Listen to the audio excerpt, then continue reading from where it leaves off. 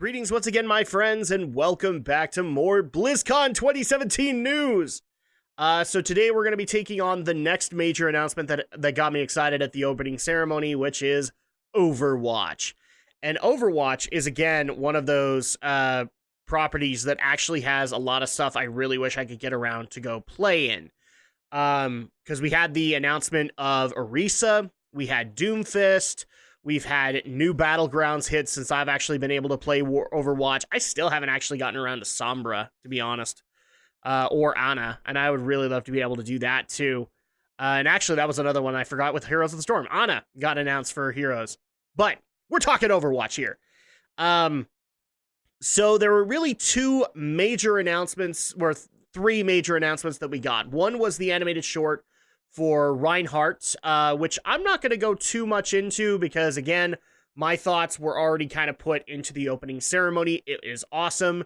It's another one that makes me feel things. It's another one that just tugs at my heart zones. It's really great. That's one of the things I can actually say about a lot of the animated shorts that have come out this year, specifically Eco Point with May. That was really touching. And then on top of that, we had Reinhardt, which is touching in a whole different kind of Paladin-esque sort of way. And so the next major announcement that I'm going to go into is obviously the announcement of Moira. Moira is going to be a healer support character, which I guess Overwatch is sorely needing right now. I'll actually say, yeah, it probably is, because the last couple of announcements have been damage dealers. Maybe more tanky characters with Orisa and Doomfist, but yeah, we also had Sombra, who is more of a mess around with you kind of character. I'm trying to think, what was the last healer character that probably got announced? It's probably Ana that happened. So this is going to be helping out with that part of the field. But first, let's go into the backstory, because again, this is one of the things I really love about Overwatch is the backstory we go into. Overwatch hired on Moira, as she is like the world's most premier geneticist, the way that they make it sound, or she's probably the most ambitious geneticist. She's trying to unlock the secrets of the human body as well as secrets of life through her research. The difference, though, is that she's not necessarily Overwatch material, as she has no scruples. She has no problem going past what most in Overwatch would consider moral limits to achieve her goal. Needless to say, she didn't work so well in Overwatch. It actually is kind of hinted during the panel that a lot of her tech is actually inspired from stuff made by Mercy, who is Overwatch. But since Moira isn't, she actually got enlisted by Gabriel Reyes, aka Reaper, to head up the science and research for Blackwatch. And that actually seems to have fit more with her character. Now she's integrated over to Talon, where she works under Doomfist and Reaper. And in fact, they actually really do hint at the fact that she's kind of the reason Reaper is the way he is, like where he can phase in and out and he can do all that because, you know, you have the older skins of Gabriel Reyes, the original guy who was Reaper, and now through this genetic experiments, the way that looks like is she actually helped him to become Reaper. I've been wanting to know this for a while, and so I'm actually even more excited about Moira. And that's basically her story. She's a geneticist, she's a scientist who doesn't really have a limit, and she wants to be able to find the answer she wants, and she doesn't care who she has to go through or what she has to do to get it. And that's why she's a perfect candidate as kind of a villain-esque character for Blackwatch and later on Talon. The move kit for her is strictly based off of her abilities being able to, again, she's very much like Alexstrasza. She doesn't have a huge health pool, but she's basically giving some of her own resources to heal her allies, and then in order to get some of that back, she must then suck the life out of her enemies to be able to maintain her health, maintain her abilities, all that. So that's an interesting aspect that I think is going to go great for Overwatch. Like she can heal, but then she has to actually get into the fray and attack people to be able to get those resources back to heal her allies. So I have a feeling this is going to be a healer that has to get into the thick of it, just to be able to work, to be worthwhile to the team. The other thing, too, is that her ultimate basically takes both of those beams and integrates them. It's called, right now it's called Coalescence, but I think they were going to change it before she launches, where basically this giant beam now hits the arena, and allies are healed if they get hit by it, and enemies are hurt when they get hit by it. And the ability just goes even further, because another ability she has is basically being able to throw out a grenade or an orb based on that healing energy. So, like, one hand runs yellow energy or holy energy, and then the other one runs purple or shadow energy. Now she can also toss out these orbs that if they're right in the middle of any allies, they will immediately heal. And if they're void orbs, or I can't remember what the actual word that they used for it, it will basically follow the enemies and they'll sap them as long as it possibly can, and you get those resources back. So already I can tell you this is going to be an interesting healer I can't wait to get my hands on, because I'm usually a guy who's in the middle of the thick of it, hence why my favorite healer in Overwatch is Lucio, because you kind of have to be around them for them to get your Lucio buffs.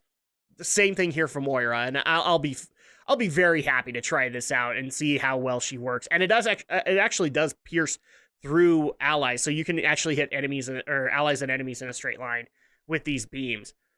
I think she's going to be an amazing addition as both a healer and a support, as well as an interesting addition to the Overwatch cast. Then here's where the awesome announcement came into play. Like, you thought Moira was enough, right? No, how many times has this actually been brought up in BlizzCons? And they've hinted at it here and there. There was actually a joke, I believe one of their April Fool's jokes was based around this. But they've been asked numerous times, you have the money, when is Blizzard World gonna happen? When is an official Blizzard theme park gonna happen? And Blizzard just kind of goes, ha ha ha ha ha, we'd really like to be able to do that each year.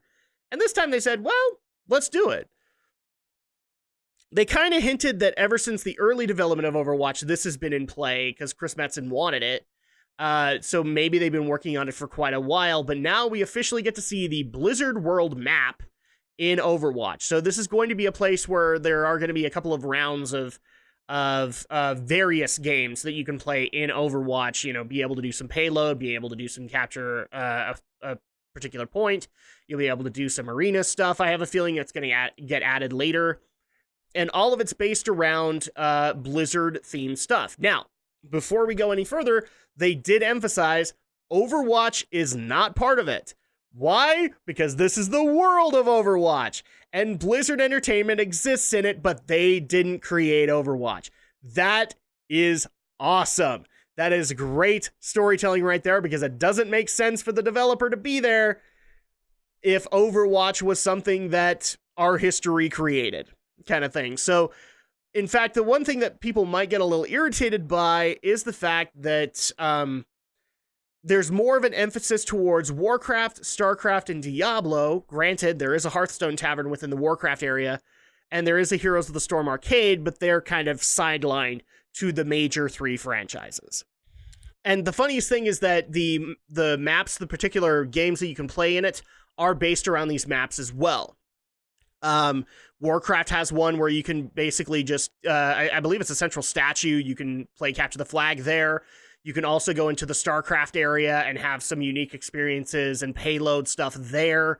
And then Diablo is actually based around Leoric's Manor, and you get some really cool areas to be able to go and explore within Leoric's Manor, including the fact that throughout all of this, there are going to be Easter eggs, not just in Overwatch, but of Blizzard games overall. So when you go into the Diablo Sanctuary or to the Diablo Castle, you can hear Deckard Cain in there.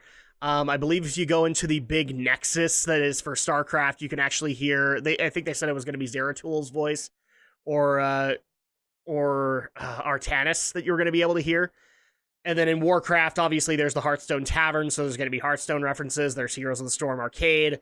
There are references for those, but since I have a feeling since Heroes is based around the entire Blizzard universe, that's why I didn't really get a focus. And Hearthstone is based within Warcraft, so that's why I got a little tavern. And on the tavern are little tables where you can play a Hearthstone game. And also just some of the names that they actually came up with, and this was opened up to all of the Blizzard developers. One thing I liked was a snack shop with a necropolis over it called Snacks Ramus. And they even actually said that you can get some death wings, like that's part of their menu. It's like, jeez, death wings, got it. So Snacks Ramus. You also had Lost and Found Vikings. So the Lost and Found area is based off Lost Vikings. The pool area in StarCraft is called the Spawning Pool. Like there are really great adages to be able to have there, and that's why this was like the better announcement for me in Overwatch, because as much as Moira is as much as Moira is an awesome new character that I can look into, I want to get into Blizzard World and just go explore. I almost want this to just be like a trade. So like, you know how we got the Eco Point as a training map? I want Blizzard World as a training point, because then I can go through the map and go see all the Easter eggs, and I don't have to worry about missing them while focusing on the game. I would really love this, Blizzard. Please let me go there as kind of a training area just to find all the Easter eggs. I just want to be able to go and find them. The other thing, too, that I should mention, this got a minor mention there, just because a lot of it is still in work in progress, but we are going to be getting more story content. So people have mentioned this to me for a while, and maybe I'll cover it at some point. There is technically a single-player campaign within Overwatch. Now you can go through the Omnic Crisis, through specific heroes, and be able to go through that as a story. And I believe they actually are going to do ones for Junkertown, and maybe also they did one for Halloween. Somebody actually did ask at the Q&A if Eichenwald Castle is going to be another one. I have a feeling that would be another great story event to go tell, but they did say they have something in the works. And I'm not quite sure what it is. I hope there is more, because that's like my biggest want out of Overwatch, is I really do want like a single player campaign that explains the events of Overwatch, Blackwatch, Talon, and lets me get to know these characters even more. And that's something that I can put my faith in Blizzard to be able to go do. So that's coming soon. We didn't get too much on that, and they did also say we're going to get more animated shorts very soon. So I'm looking forward to that also. But that's pretty much all I can cover for Overwatch. Is mainly we got the Moira announcement, we got the Blizzard World announcement, and we got more stuff to come, including Overwatch League. It looks like it's a full-on success the way that people are talking about it. I haven't seen I've seen one match, but the one I was looking forward to was USA versus Korea, and I got busy during that, so I'll have to go back and watch it. But that's going to go ahead and do it for this video. I'm very excited with the announcements that are coming to Overwatch. I'm hoping to be able to get back into Overwatch very soon. But that's going to go ahead and do it for me. So thank you guys so much for watching. When we get back next time, we're going to go into the next major announcement, and probably, in my opinion, the best one that came out of the opening ceremony, as we delve into kobolds and catacombs. We'll see you guys then.